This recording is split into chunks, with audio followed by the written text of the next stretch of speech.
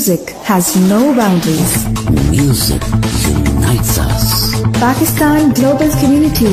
चलता रहे ये कारवां. Hello, this is 𝑘𝐖𝐲 with a very important message to share with you.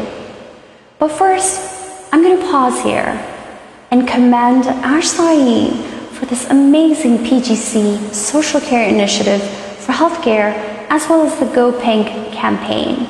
Kudos to you, sis.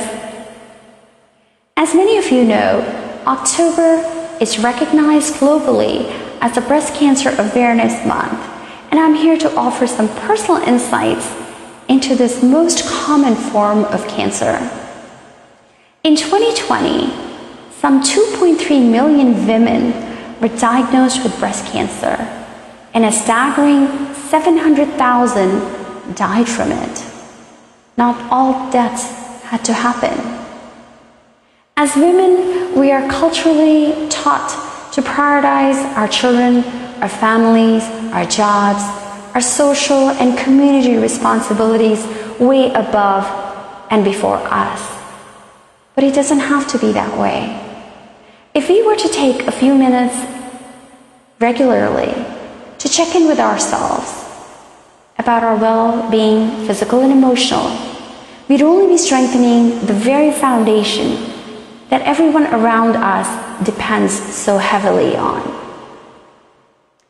Genetics is a major contributor to cancer, but it's not the only factor.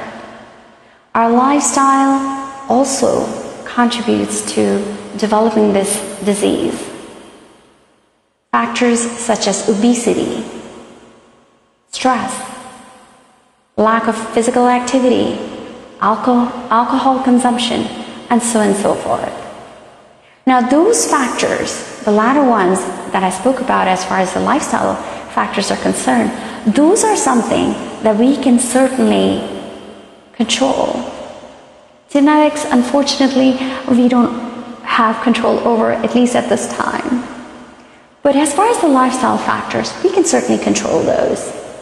Some ways in which I make sure that my physical well-being is getting addressed as best as it can be is by going in for wellness checks regularly, my annual examinations, making sure I'm getting diagnostic testing, imaging done if necessary. So that is something that we all can do, some self-examination, speaking with our medical providers to make sure that we are staying on top of whatever healthcare needs that we have. That is the first step in making sure that we are at our physical best always. Other than that, some of the things that I personally do is to make sure that I maintain, at least 90% of the time, I maintain a good eating habits. So for example, I avoid overprocessed foods, fried foods, fatty foods, and such. That doesn't mean that I never eat it, but it's just 90% or more of the time I try to make sure that I'm eating healthy. Then there's the physical activity aspect of it. I make sure that I am at least 5 to 6 times a week physically active. There are some weeks that I'm not, but for the most part, I do try to do that. It could be something simple as just going for a walk when I'm feeling lazy. Or it could be something where I'm feeling super active, I'll go work out, or I'll go play a sport, or any of those things, swimming, hiking, so on and so forth. So you just have to find a way to physically stay active every single day, even if it's something small as going around for a walk out around the block. Alcohol consumption, that explains itself. Try to minimize if you can't drop it altogether. Stress management. Now this is a bit tricky because it's easy to say don't stress and just forget about this and forget about that. But unfortunately life is stressful. So how do we mitigate some of that stress? The way I mitigate that stress is by doing activities such as being here in Smule, singing with fabulous friends that I've made across the continents, really, over the last 2 or 3 years.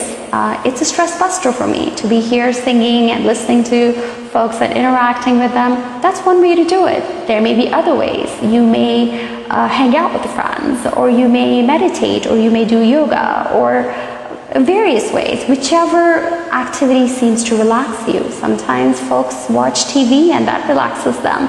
Sometimes they read. I sometimes read. So, you have to find whatever calms you, brings you the peace, brings you contentment in your everyday, because otherwise life is very, very stressful.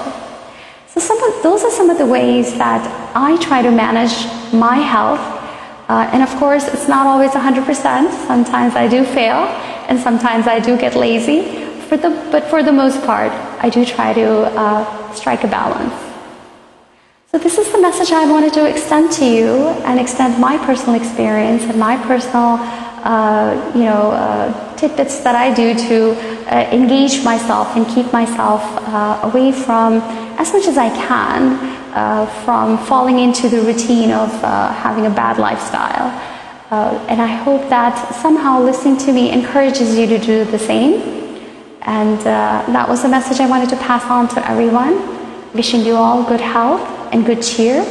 Please do take a moment to join this particular message and share your own anecdotes or your own examples, or follow up with any comments or anything else you'd like to share as far as healthcare is concerned. We'd love to hear from you. Thank you again.